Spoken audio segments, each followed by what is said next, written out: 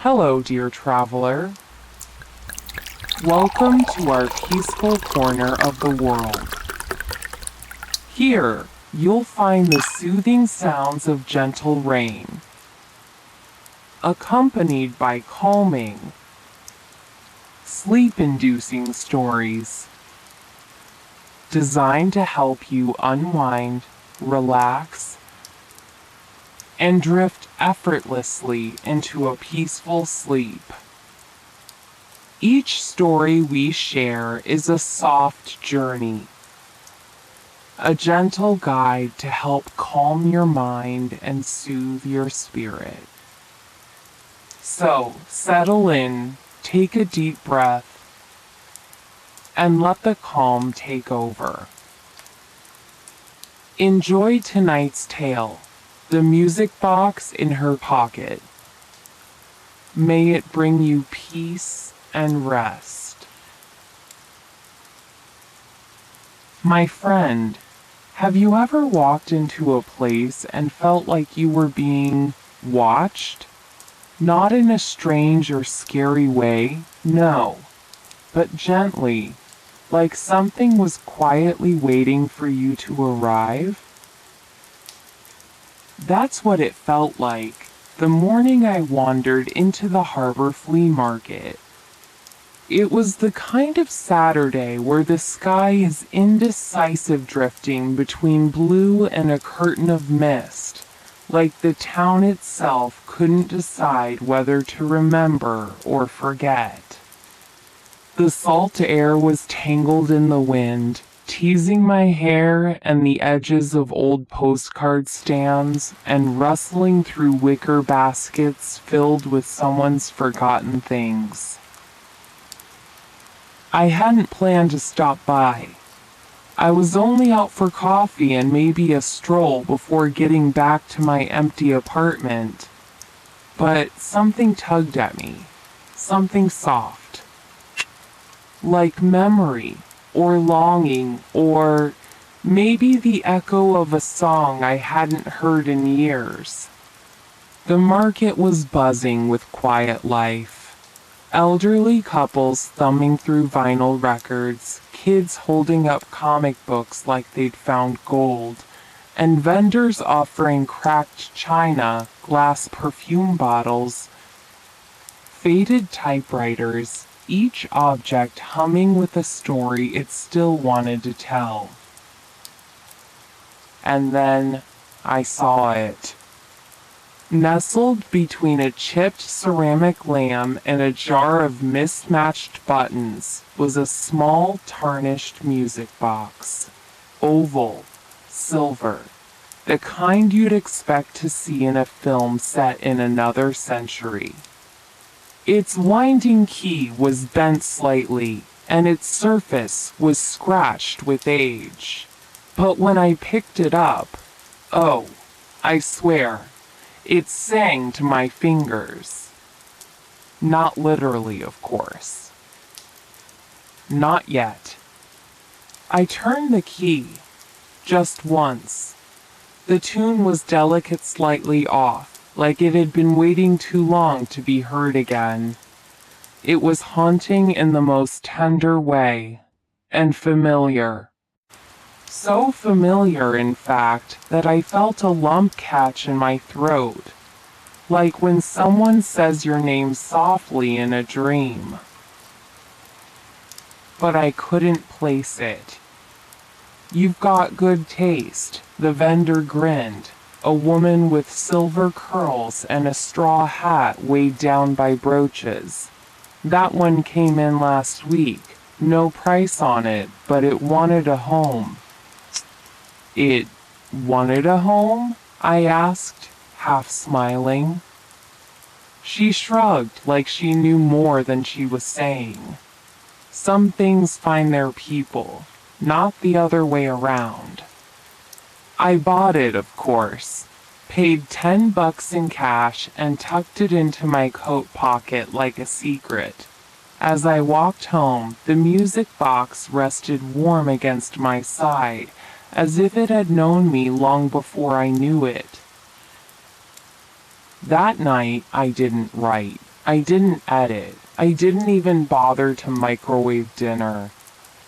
I sat on the couch in my flannel robe, turning the little box over in my hands, trying to recall why the melody felt like something stitched into my bones. Eventually, I set it on the nightstand, just beside the photo of my mother, and crawled under the weight of the covers. My thoughts fluttered in half-formed loops, like the melody itself, and the air around me felt just a bit heavier than usual. And as the music echoed faintly in my mind, I drifted off. To sleep. To somewhere else. To the first dream. But that is a story for tomorrow. Good night, my friend.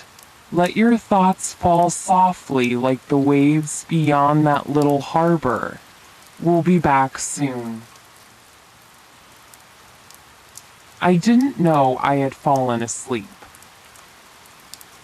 You know those kinds of dreams, don't you? The ones that slip in like fog under a door quiet, uninvited, but not unwelcome. One moment, I was lying in my bed, still hearing the trace of the music box's tune echoing through my ribs, and the next,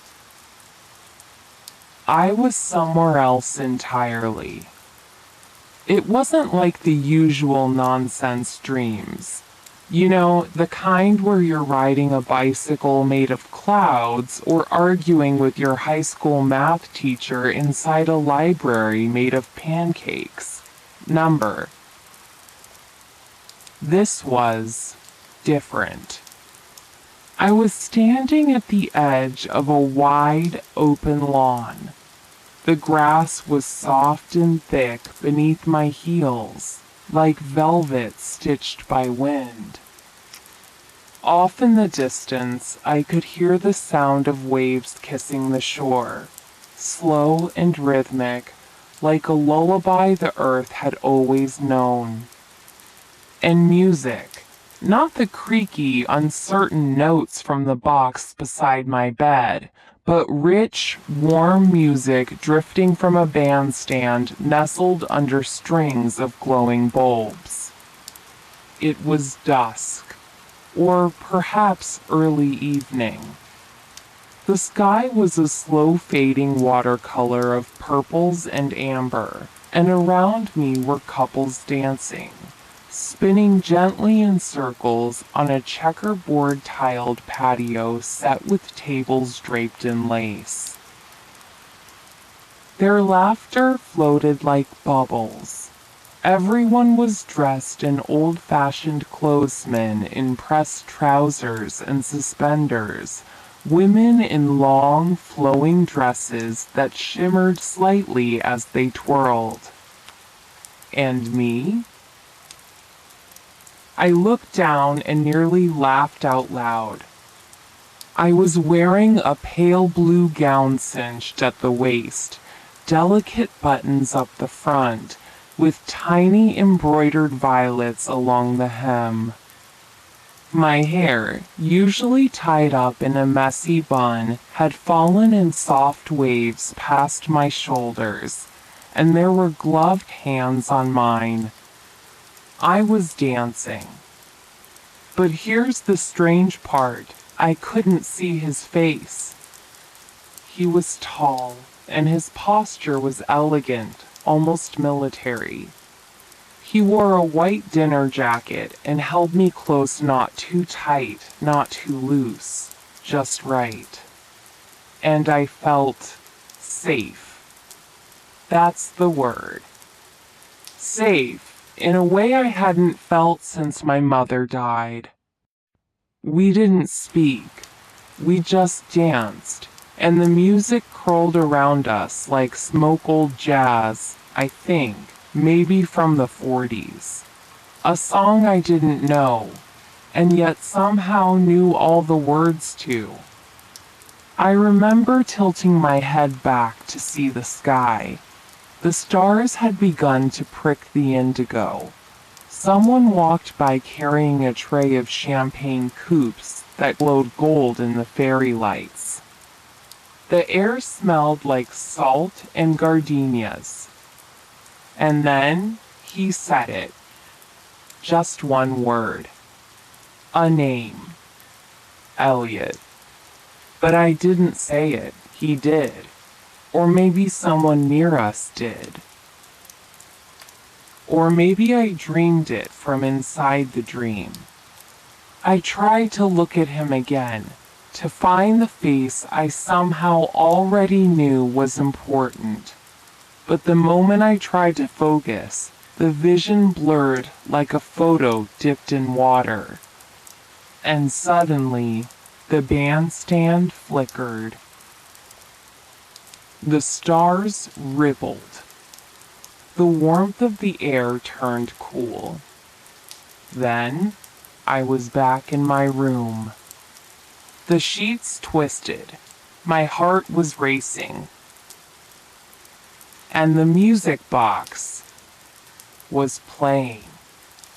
It sat closed, just where I left it, but I could hear the tune, faint and fragile, as if someone had just let go of the key. I sat up slowly.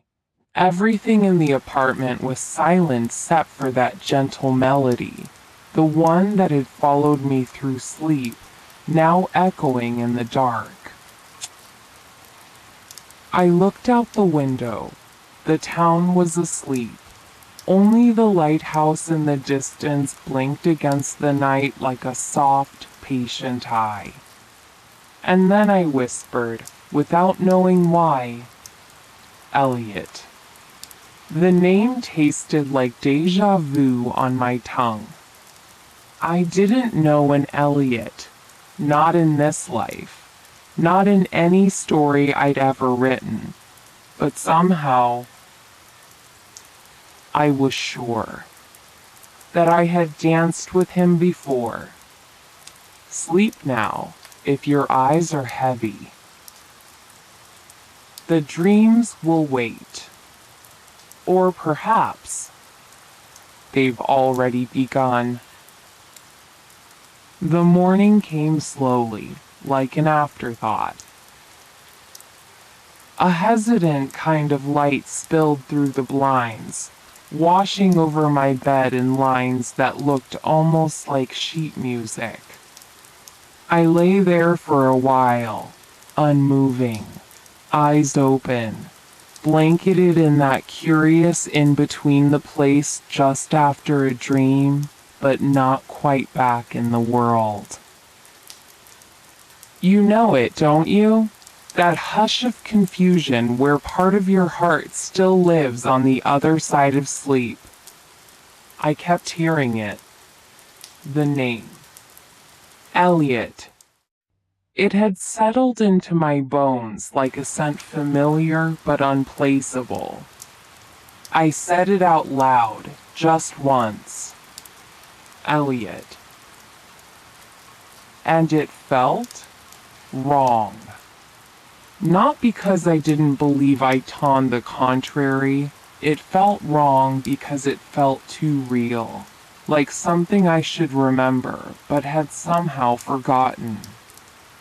I sat up, pulling the comforter around my shoulders like a shield.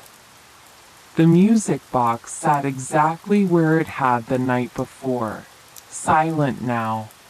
In the light of day, it looked ordinary, small, innocent, even. I picked it up. It was cold in my hand, but the weight of it surprised me. Heavier than it looked, like it was holding more than it should. I turned the tiny key once, twice, 3 times. The melody began again. That same wistful tune, sweet, melancholy. My fingers tightened around the wood as I let it play, my mind drifting back to the dream, the bandstand, the gown, the faceless man whose presence still lingered in my chest. And the way he had looked at me, or almost looked at me. No one had looked at me like that in a long time. Not since, well, never mind. I made a pot of coffee that tasted like sleep, burnt around the edges. I wasn't hungry. Instead, I did something I rarely do. I opened my old journals. There are stacks of them on the bottom shelf of my bookcase, years worth of scribbles, thoughts, story fragments, little pieces of my mind scattered across paper. I flipped through them one by one, hunting, hoping, maybe praying, in some strange way, that I'd written that name before. But I hadn't. Not once. Not in the margins, not in a dream log, not even as a passing character idea. No, Elliot. I even checked my email, my contacts, my old university files. I Googled the name. I searched Facebook. I checked old photos, even high school yearbooks. Nothing. He wasn't real. And yet, the name throbbed behind my temples like the echo of a forgotten song. I tried to shake it, tried to write a new story that afternoon, a light article about antique clocks and collectors in New England. I even interviewed a man who claimed to own a sundial that once belonged to Thomas Jefferson. But my mind wouldn't stay in the room. It kept slipping back. To the dream. To the dance. To the name. Elliot. I found myself scribbling it in the margins of my notes, writing it out in different fonts like a teenager in love. I stopped, put the pen down, and laughed. Not a joyful laugh, not even a full one, just a startled, breathless huff that spilled from my lips like disbelief. "What's wrong with me?" I said to no one. The walls, of course, didn't answer. I went for a walk. The sea air helps sometimes. It presses on the skin gently, like a hand on your back saying, "Breathe, you're still here." Down the street, the harbor smelled of salt and rust. The fishing boats bobbed like they were nodding off to sleep. I found myself in front of a gift shop, one of those touristy places with taffy in glass jars and signs that say things like sandy toes and salty kisses. But it wasn't the kitsch that caught my eye. It was an old postcard in the display rack outside. A faded photograph of a 1940s beach party. Black and white, people laughing under string lights. And there, in the center, two figures dancing. My breath caught. I don't know why. I couldn't even see their faces. But the woman, she wore a pale blue dress. And the man, a white dinner jacket. I reached for it with trembling fingers. On the back, someone had written in curling ink, "Summer of 43 Sea Bay Pavilion, EE." Just the initial. Just E. I bought it. I didn't care that it was probably a reproduction. I needed it. I needed to hold proof in my hand. Back home, I tucked it into my journal like a secret. Then I did something I hadn't done in months. I poured myself a glass of red wine and lit a candle. Not because I was being romantic, but because I needed softness. I needed to believe that maybe, somehow, I wasn't imagining all of this. I sat on the couch, legs curled beneath me, and stared at the music box. I whispered the name again into the quiet. Elliot? The candle flickered, and somewhere inside me, something stirred. Not memory. Something older. Something deeper. Unknowing. That I had been called by that name before. Even if it wasn't mine. Even if it wasn't now. Let the quiet stay with you tonight. Let the name linger. The story isn't finished yet. We've only just begun. There's a strange thing that happens when a dream lingers too long in your waking hours. You start to question what belongs to memory and what simply chose you to remember it. The morning after that second dream, I stood at the sink, making coffee, trying not to let the silence feel too thick. The sun poured in through my kitchen window, the old kind of golden light that makes everything feel like it's already in the past. And for some reason, my mind kept circling around that house. A white house. By the water. Wooden porch. Curtains that danced like they had secrets to keep. In the dream, I had been standing by a window, waiting. I don't know how I knew it, but I was waiting. There was a soft wind outside, carrying the scent of the sea, and my hands clutched the fabric of my dress like they'd done it 100 times before.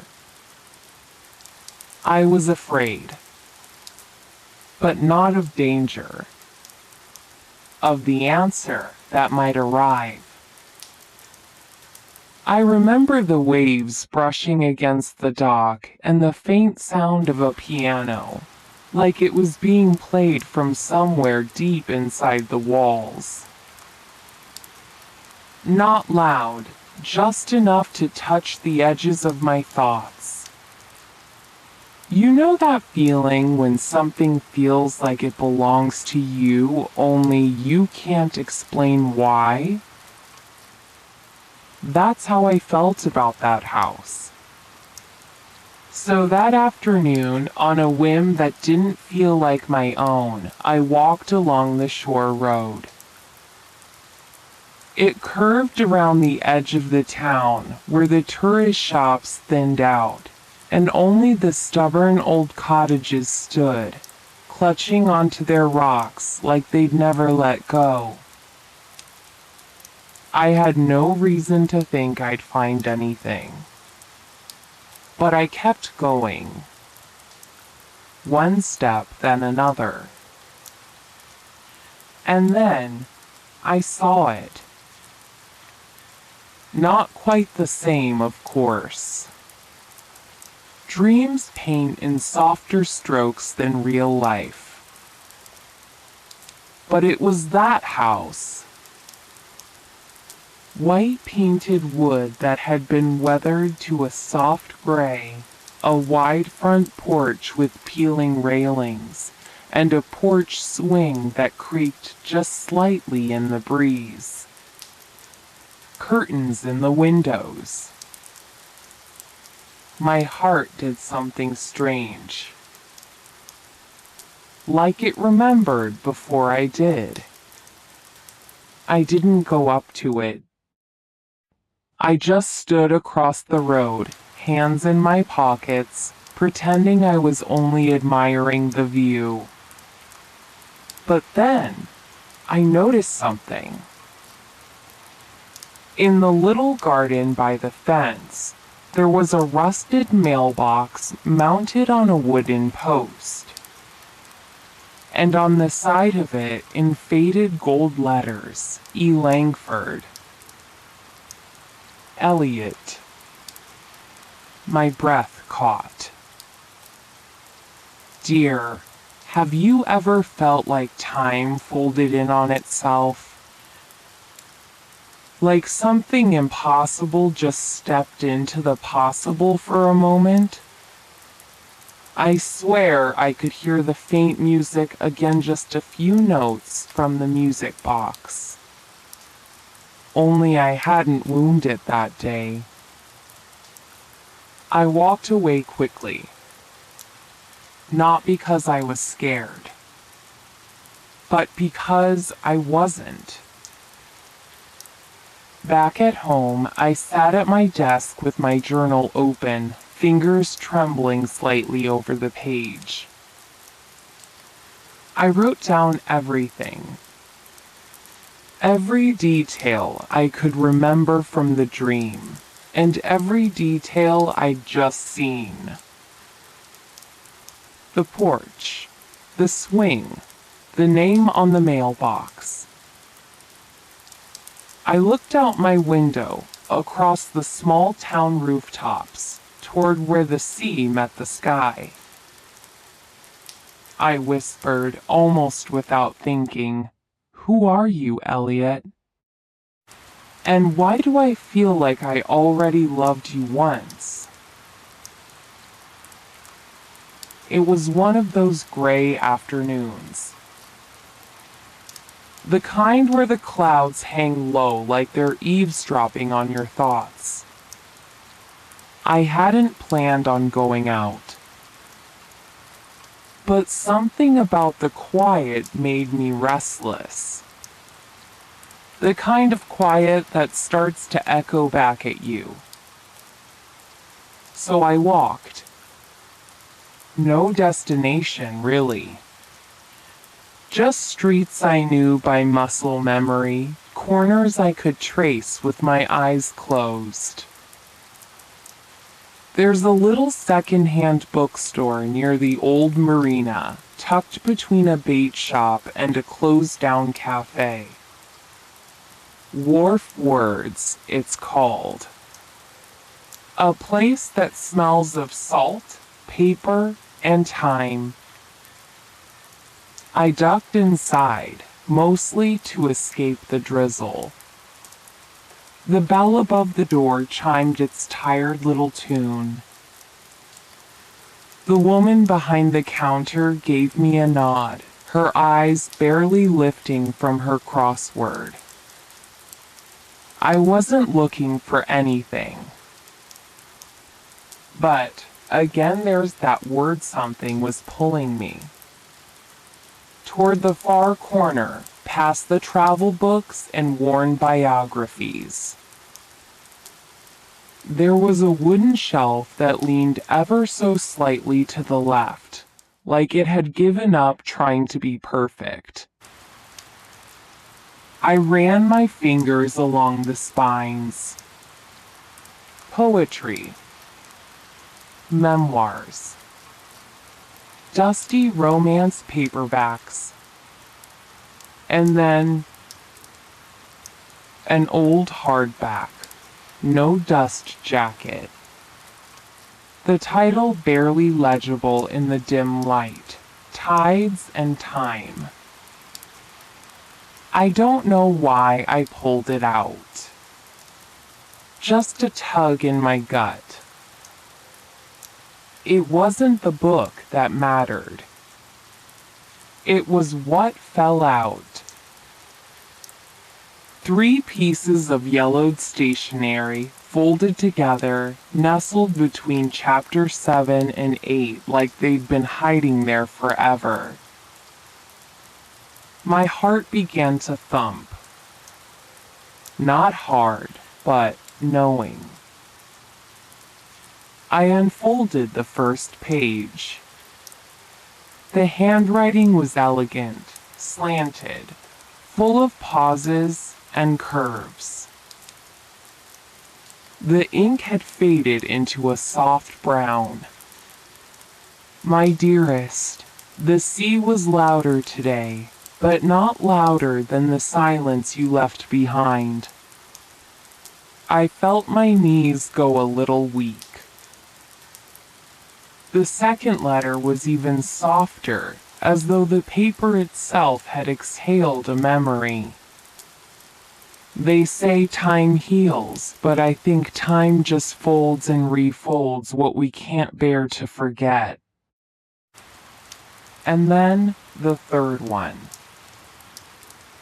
Signed, clearly, at the bottom, Elliot. I sat down right there on the floor, knees drawn to my chest, book in my lap. The bookstore faded around me. It couldn't be coincidence. I didn't know an Elliot. Not in this life. But this name kept trailing me like perfume in the rain. Appearing in dreams, in letters, in old houses by the sea.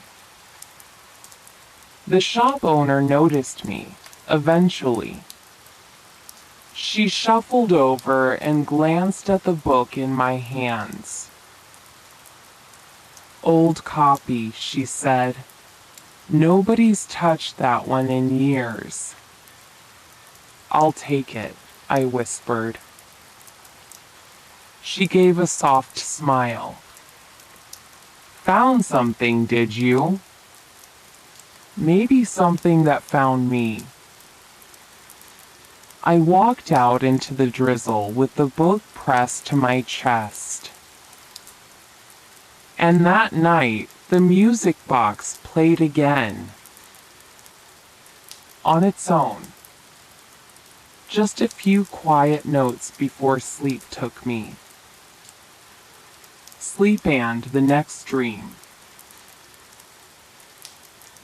The dreams didn't just return. They intensified. As if the line between sleep and memory had become silk thin, trembling, and far too easy to tear through. That night, after finding Elliot's letters, I lay in bed longer than usual. Eyes open, waiting. The music box hadn't played, not at first. I thought maybe it was finished, that whatever message it had carried was now spent. But as the room dimmed and the hum of the ocean outside my window began to murmur like breath in the dark, I heard it. Just 3 notes. Then silence. And the dream began. I stood again on that same boardwalk from before, only this time the air was sharper. Crisper. Like autumn had come early. My dress was different navy blue, pleated, and the wind lifted it like it was laughing. Seagulls screamed above. The waves below weren't gentle anymore. They were restless, like my thoughts. He was there. Elliot. Not just a blur or a shadow. His face clearer now, sharp cheekbones, a soft jawline, the kind of eyes that held winter and warmth at once. He looked at me as if I'd left him waiting for too long. Not angry. Just tired. "Do you remember yet?" he asked. His voice was soft, slow, with a trace of an accent I couldn't quite place. "I don't know what I'm remembering," I replied. "I think it might not even be mine." He didn't seem surprised. Just nodded once. "Then let me show you." And suddenly, we were no longer on the boardwalk. We were in a house. The same white house across the bay. The one I'd seen in photos. But now it was whole alive. Curtains danced in the breeze.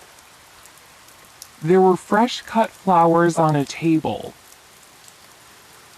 And the smell. Lemons, sea salt, and something else. His cologne?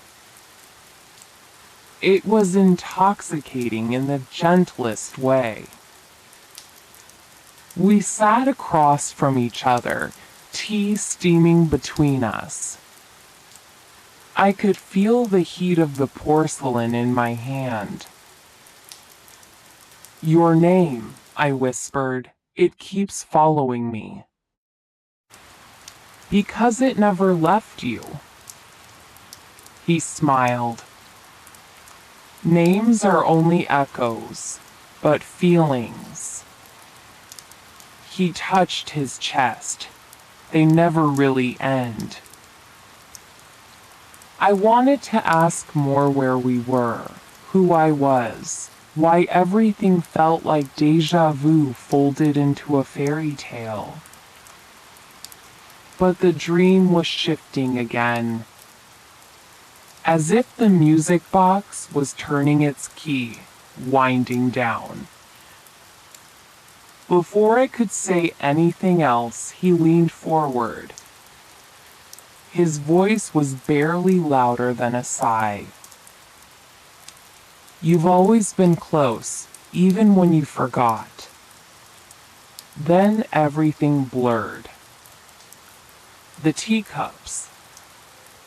The windows. Him. And I woke up with tears on my face. They weren't from sadness. They were from the way the dream had felt more real than anything I touched that day. And stranger still, I could still smell his cologne. Sea salt, lemons, and the faintest warmth of something lost but not gone. It had been years since I visited Aunt Rosemary.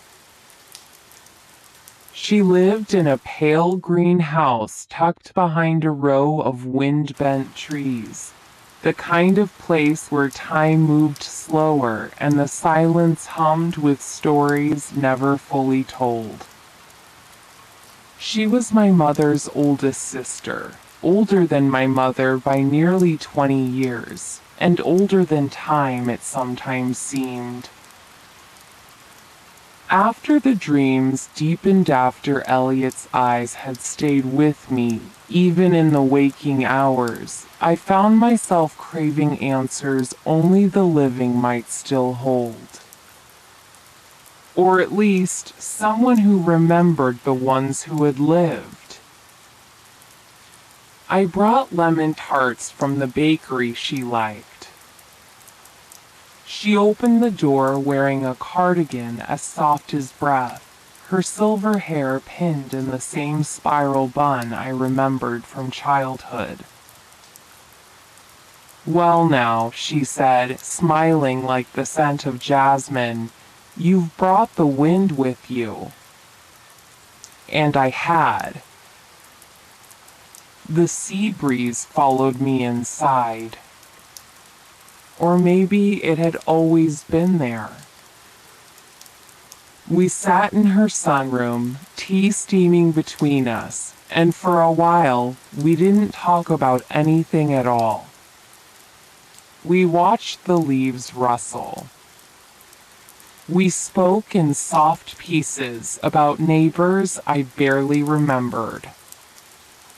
About how the town was getting noisier, younger, more distracted. Then I asked, just like that, Aunt Rosie, do you remember anyone named Elliot? The teacup didn't rattle in her hand. She didn't flinch, but her gaze floated, distant, like a paper boat slipping farther down the stream. She set the cup down slowly, carefully, like it had suddenly become too fragile. I haven't heard that name in a very long time. I leaned forward. Was he someone from your time? My throat felt tight. Or from my mother's? She looked at me then, not at me as I was, but at something behind me. Or before me. No, she said softly. He was your grandmother's. Silence stretched like a breath held too long. Your grandmother Eva had a complicated heart, she said at last. She was married to your grandfather, yes. But before that, during the war, there was someone else. She didn't say his name again. But I felt it land between us, unspoken but heavy. I found letters, I whispered, in a book, signed by him. She nodded. Then you know more than I ever did. She never told you? No, Aunt Rosemary said, a sadness dimming her eyes. Eva was a locked drawer. She had love in her. But she buried most of it in silence. I wanted to ask if she believed in dreams. In memory bleeding through sleep. In echoes traveling through blood and bone and names whispered across decades. Instead, I said, sometimes I feel like I'm dreaming someone else's life. Aunt Rosemary's smile curved like a secret.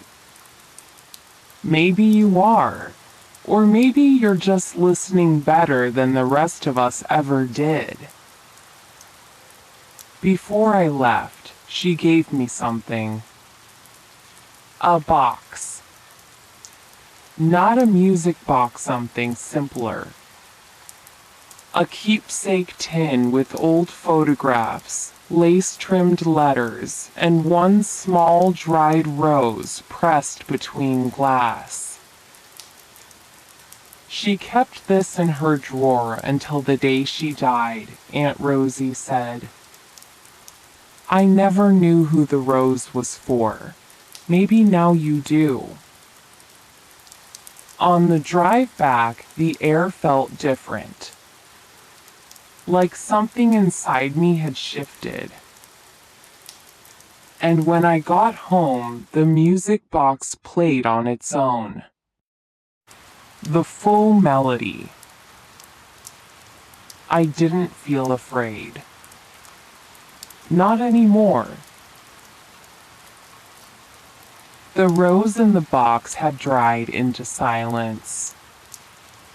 Its petals curled like whispers left too long in the dark, and though the color had faded to an almost gray red, it still held something fragile and real.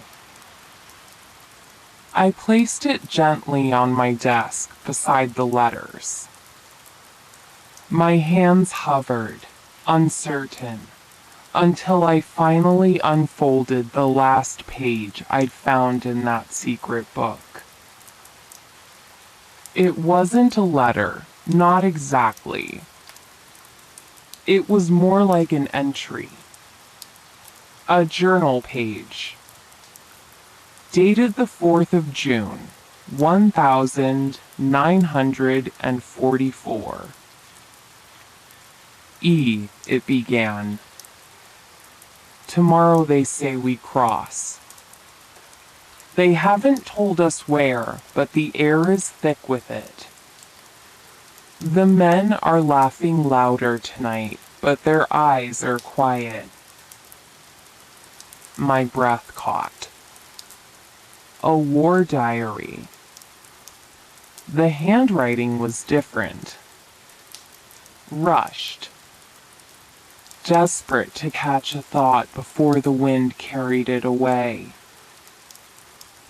I thought I saw your face in the smoke today. It wasn't you, I know. But I let myself believe for one breath that you were there. Watching. Still waiting. I don't know if I'll ever make it back to the chapel window, but I dream of it when the shells stop long enough for sleep. My hands trembled. The chapel window. My window.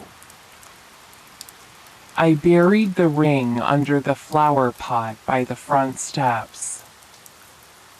The old one. You'll know which. I stopped. My heart beat so loud it startled the quiet. That flower pot. The one I had turned over on instinct, without knowing why. There had been no ring. Only a key. But perhaps someone had already found the ring. Or taken it before I could. Perhaps the key had replaced it. I turned the paper over. Faint pencil marks lined the back. A sketch. Not detailed, but unmistakable. The chapel window. The exact shape of its iron lattice, the little bloom etched into its top pane. Whoever this Elliot was, he had stood where I had stood. He had looked through the same colored glass. And he had loved someone who once stood beside him. That night, I didn't sleep. Or if I did, it was the kind of sleep that feels like drifting through someone else's dream. I saw the beach. Not the golden one by the house, but a gray, rain-slick shoreline. Soldiers crouched behind steel hedgehogs. A man stood up, clutching something in his fist, something small, like a photo or a letter. He turned, and in the flash of light, I saw the face again. Elliot. Young. Beautiful in that haunted way people are when they've seen too much but still carry hope. He smiled at me. Just for a second. Then the dream faded. I woke with my pillow damp, heart too loud in the morning quiet. And the music box? It was playing again. The same tune, but softer, as though it were waiting. The attic was smaller than I remembered. Or maybe it had always been this narrow and dim, just magnified by the years I spent avoiding it. Dust curled in the air as I pushed open the wooden hatch, the old ladder groaning beneath me. The light from the stained glass window didn't reach this far. Up here, the world felt paused, boxed away in trunks, folded into yellowing linens, wrapped in silence.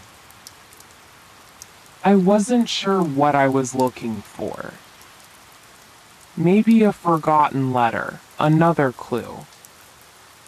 Maybe just a reason to stay longer. Near the back wall, under a draped canvas and a broken floor lamp, something caught my eye. A wooden frame, leaning face down in the corner. I hesitated, then dragged it toward the light. The sheet covering it peeled away like an old breath. What lay beneath made my hands go still. It was a painting, dusty, but remarkably intact. The colors had faded, but the figures were still sharp. A girl in a pale blue dress stood in a garden, dappled in sunlight. Her face was soft, familiar. Too familiar. She looked exactly like me. Same eyes, same wayward curl by her temple, same slight tilt of the chin. I felt my breath catch. But it wasn't just her. Standing beside her was a man. Tall, dark hair, the kind of gentle presence I'd only known in dreams. Elliot. Not the imagined Elliot, this was the one I saw when I closed my eyes. The way he looked at her in the painting, it wasn't just affection. It was memory. I knelt, tracing the edge of the canvas with trembling fingers. No signature. No date. Just this scene, like someone had frozen a moment between time and given it back to me. Who painted it? Why was it hidden? And why did I look like the girl who had already loved him once? That night, I couldn't sleep. The face in the portrait haunted me. Not because it was unfamiliar, but because it was too close to the one I saw in the mirror. Was I dreaming someone else's memory? Or remembering something I'd never lived? The days began to blur after I found the painting. It stood now beside my writing desk, leaned gently against the wall, as though waiting for me to speak to it. Sometimes I did. I kept wondering if that girl wasn't me. Why did I remember how her dress felt against the breeze? Why did I know the scent of the garden in the background? The soft rustle of Elliot's jacket when he turned to smile? The music box hadn't been playing since the night I dreamt of the attic. I thought maybe I had broken it, or maybe it had given me all it had to give. But then, one morning, as I opened a window to let in the sea air, it began to hum again. No one had touched it. The lid remained closed. Yet the melody spilled out, sweet and familiar, like someone whispering from the past. And it wasn't just at home. I heard it at the bookstore, faintly echoing between the shelves. Once, I even heard it in the silence between waves on the beach. I started to wonder if the music wasn't coming from the box at all. Maybe it had always been inside me. Sometimes, in those in-between moments just before sleep, or just after waking, I would feel her again. My grandmother. Or the version of her that lived inside my dreams. She wasn't speaking exactly. It was more like a presence. As though she was gently nudging me to remember something I was never meant to forget.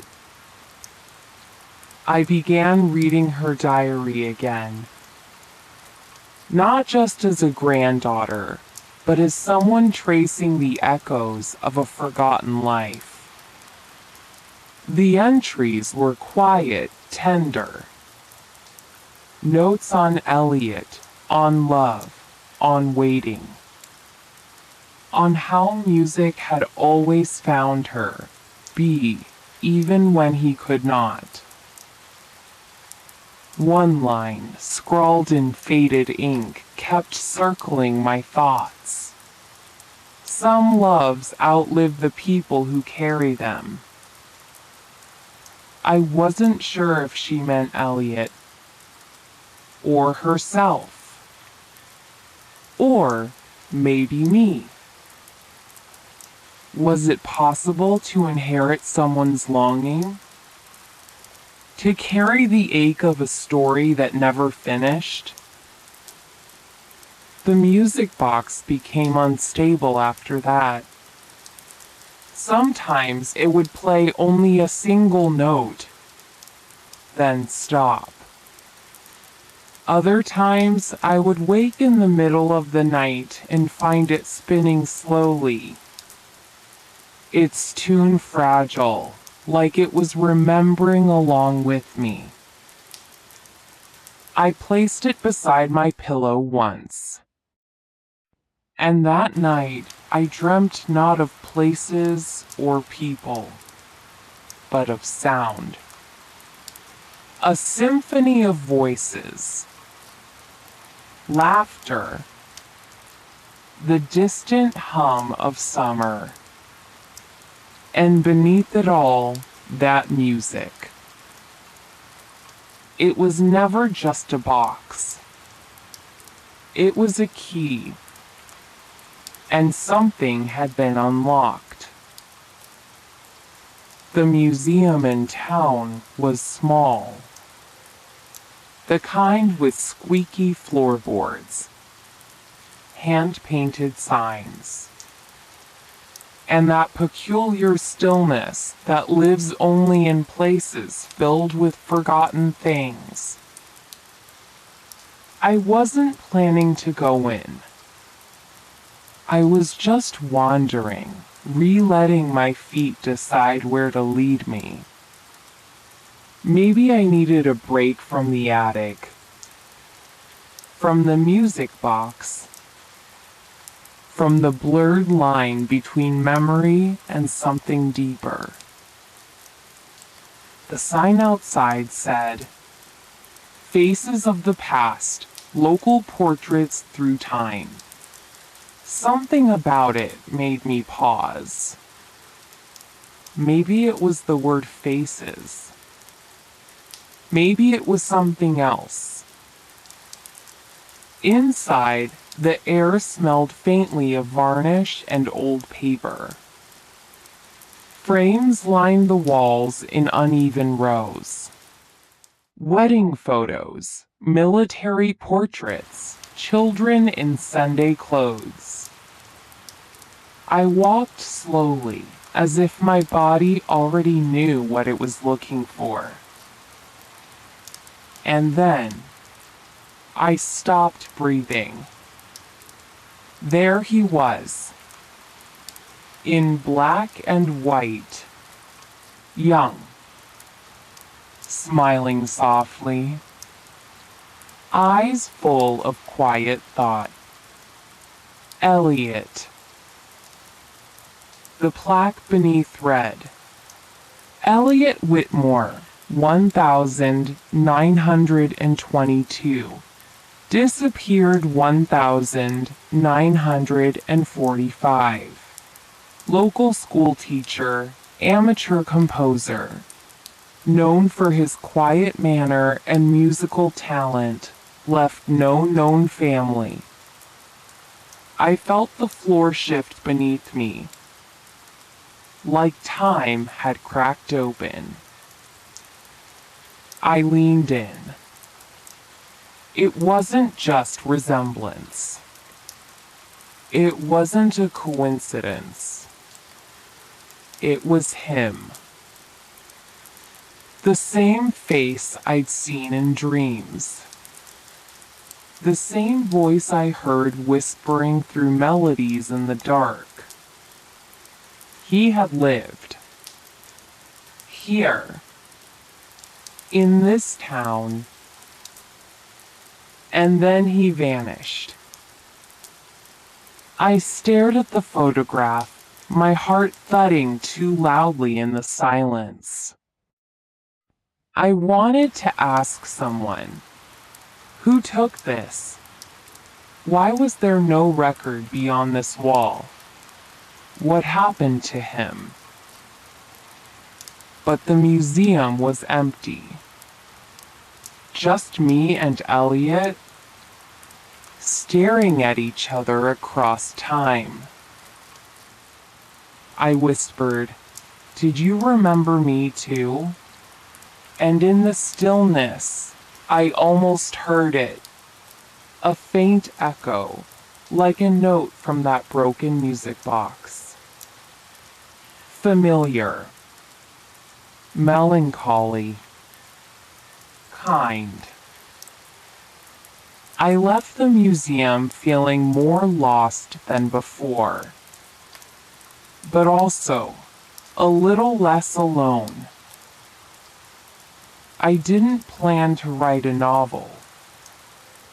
It began as a way to make sense of things, to untangle the dreams from memory, the music from silence. I started by writing his name on a blank page. Elliot Whitmore. The letters looked strange in my handwriting. Too solid. Too here. The story poured out like warm tea in winter. At first, I thought I was just recording the dreams, preserving them before they slipped away. But then something shifted. I wasn't just remembering anymore. I was living it. Every night, I wrote. Candle lit. Music box on the table. Cracked open, but still silent. Each word felt like stepping further into some hidden place. I wrote about the chapel, the stained glass, the sea breeze, the way he looked at me in the garden, The way he said my name like it was something he'd always known. But the deeper I went, the harder it became to pull myself back out. I'd wake up unsure if I had written that scene or dreamed it. Sometimes I'd find pages I didn't remember writing. Whole conversations that felt too intimate, too true, to have come from imagination alone. My friends said I looked tired. I said I was inspired. But truthfully, I wasn't sleeping much anymore. I didn't want to. Because in dreams, he was always waiting. And on paper, he never left. One night, I reread a chapter I'd just finished, and realized I had described his handwriting, his laugh, the scar on his wrist. Details I had never dreamed, never imagined, but they felt right, real. Was I writing fiction? Or remembering something I was never meant to remember? Was this my story? Or hers? Ours? The line between author and character blurred like ink in water. And honestly, I didn't mind. As long as he was in the story, I wanted to keep writing. She first appeared in the garden, by the rose arch, where Elliot and I used to meet. She wore red, a deep, aching red, the kind that doesn't belong in dreams. The kind that stays with you when you wake. I stood there, watching her touch the petals. She didn't see me at first. Or maybe she did, and chose not to look. Elliot was there too. He walked toward her, not me. He smiled. That same smile I had memorized, but it wasn't mine this time. She turned, and I saw her face. It wasn't familiar, but something in me recoiled, like an echo bouncing off stone. She looked at me like she knew me, and I knew her. Not from this life. Not from any dream I'd had before. I tried to speak, but Elliot took her hand, and they walked away together, like I wasn't there at all. When I woke, I was breathless, like I'd run a race I hadn't agreed to join. And lost. Who was she? Why did her presence unsettle something so old in me? That red dress burned behind my eyes long after the dream ended. Too vivid to dismiss. The next night, she returned. This time she spoke. I was here first, she whispered. He was mine. I didn't answer, because deep inside I was afraid she was telling the truth. That maybe I hadn't dreamed Elliot at all. Maybe I had remembered him. Inherited the longing of someone who came before me. my grandmother, or someone further back still. A soul thread tangled across time. I wasn't sure anymore if this was just a story, or a haunting, or a past life bleeding through the cracks.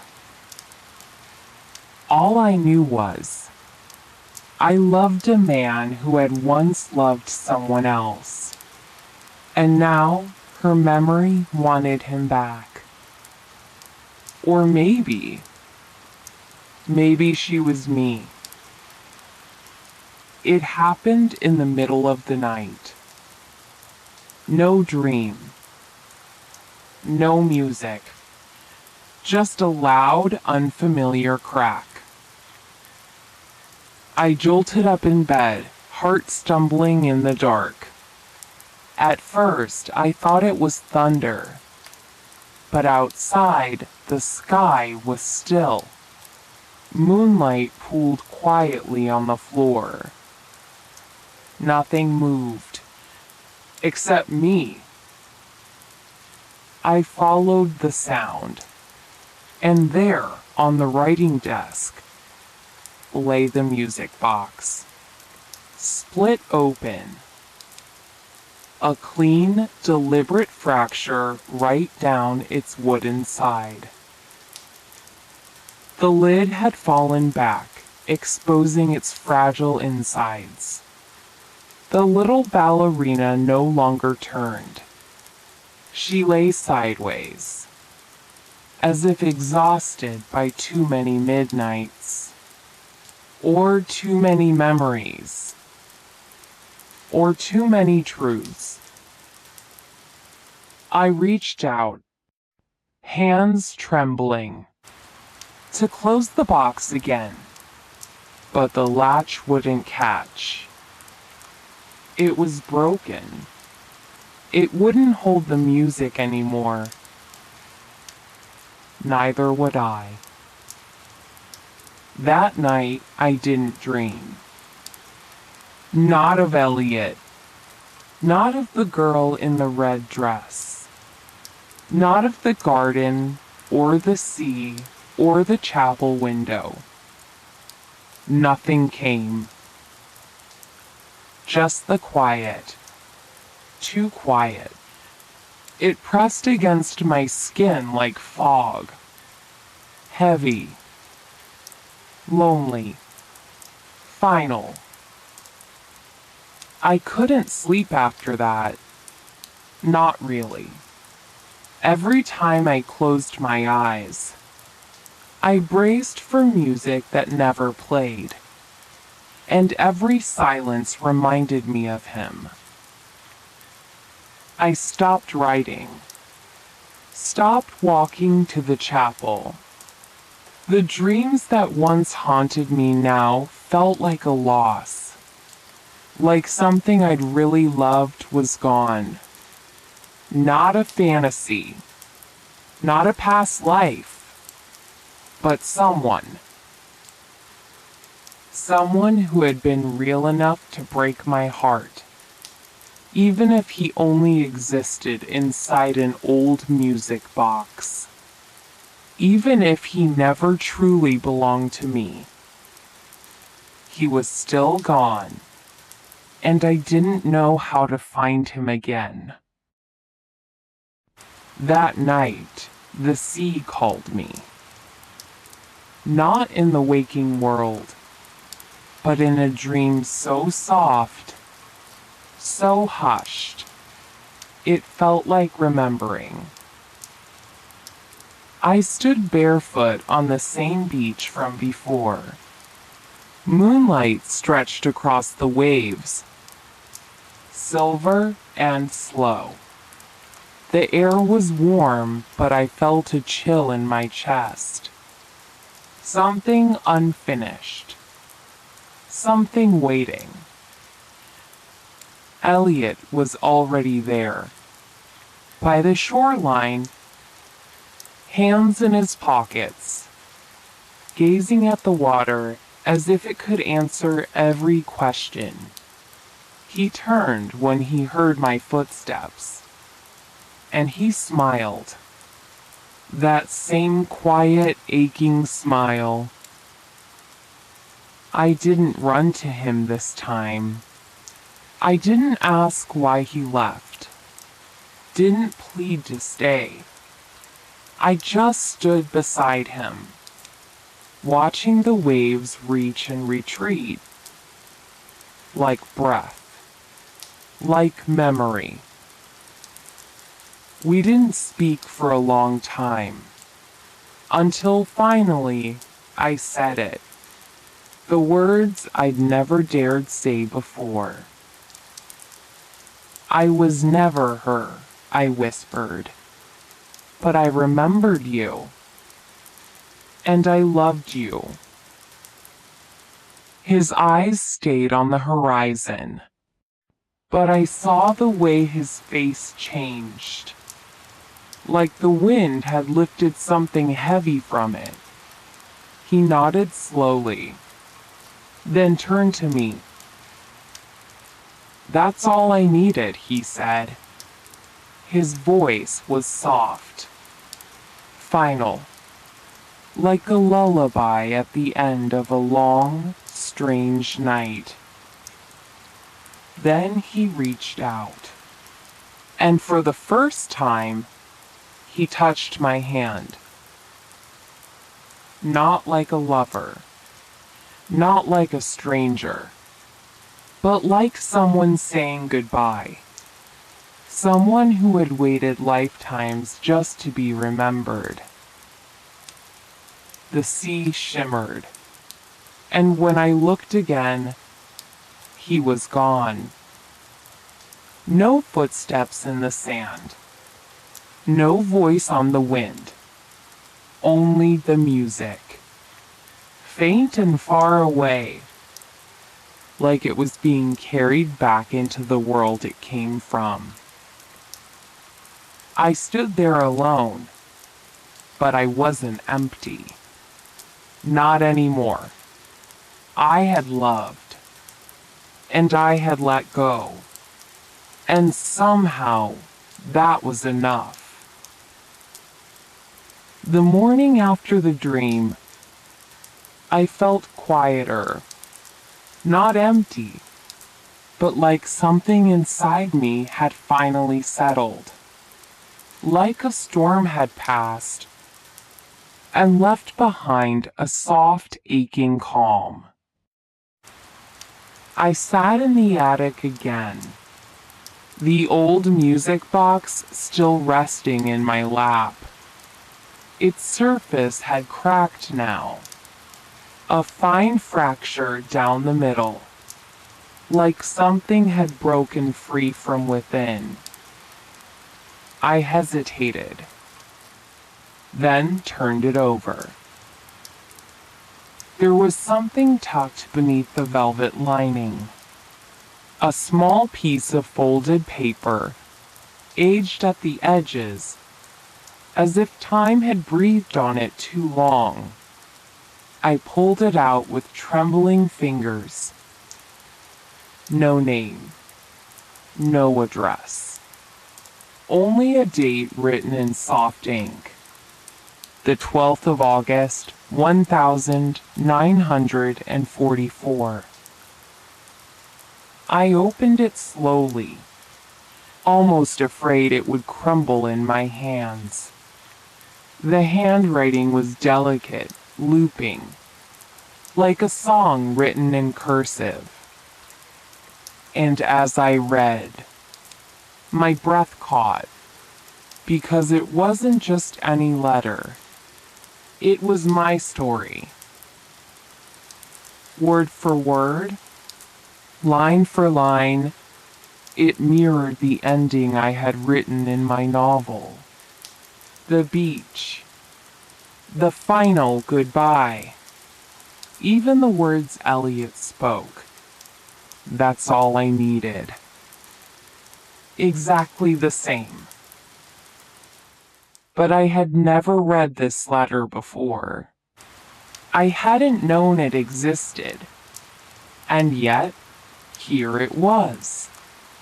As if my story had already been lived, already been written, long before I ever dreamed it.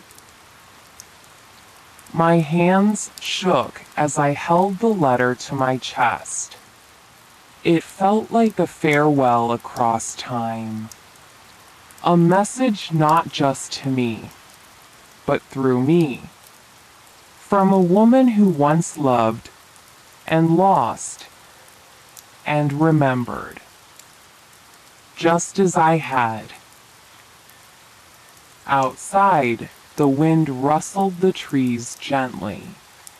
Inside me, something closed like a soft door.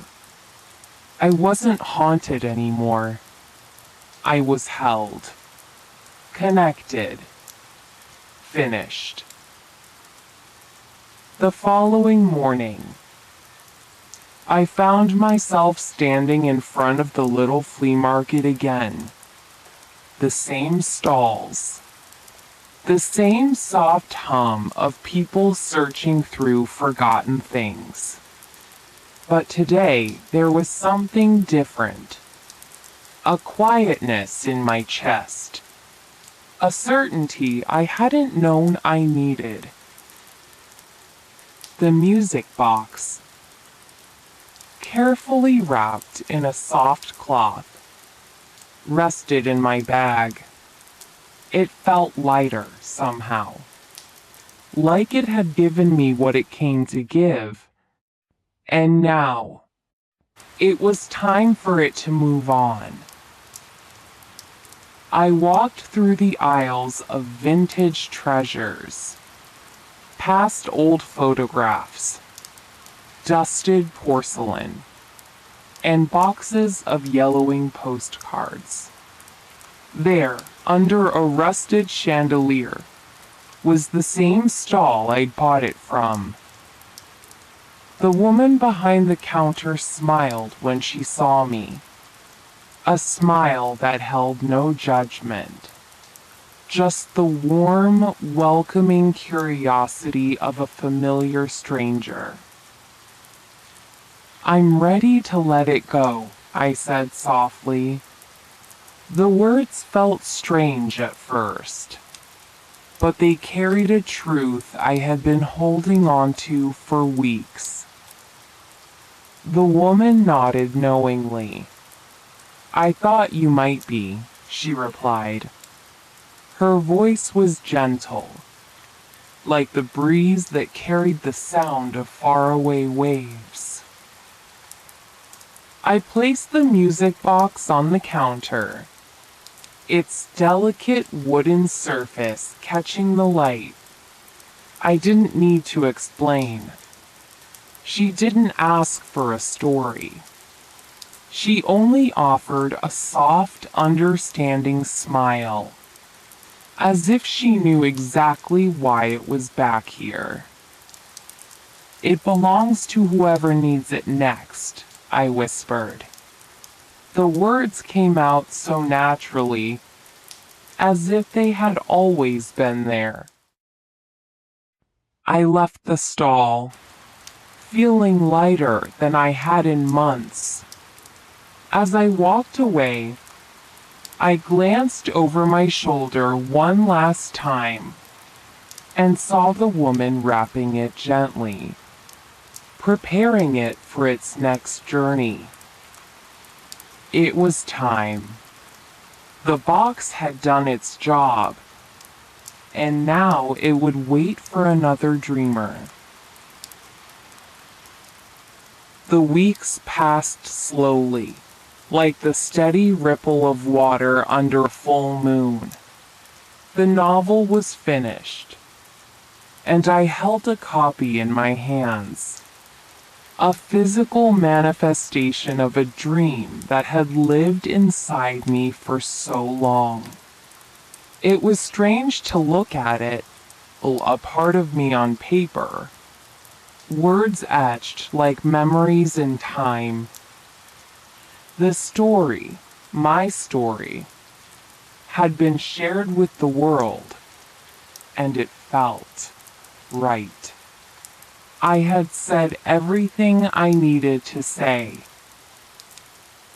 I sat on my balcony that evening, the warm, salty air brushing across my skin. The sky was painted in hues of violet and orange, and the world around me felt impossibly still, as if time had paused just for me. I closed my eyes and listened to the distant sound of the waves, the faint hum of the town settling into the night. And then, just as I was about to drift into sleep, I heard the melody. It was faint at first, a soft whisper in the wind, but it was there. The same tune, the one that had followed me through dreams, through memories, through life. I smiled. It felt like Elliot was still here, somewhere between the rhythm of the world and the song of my heart. Maybe he always had been. "Good night, Elliot," I whispered into the night air. And for the first time in a long time, I felt at peace. The music box was no longer mine, but the melody still lived within me, woven into the very fabric of my being. The dream had come full circle, and with it, I found my own story. One that was finally complete, one that no longer needed to be chased. I breathed in deeply, feeling the weight of everything I had learned, everything I had felt, and I let it all go. Everything and nothing was exactly where it was supposed to be.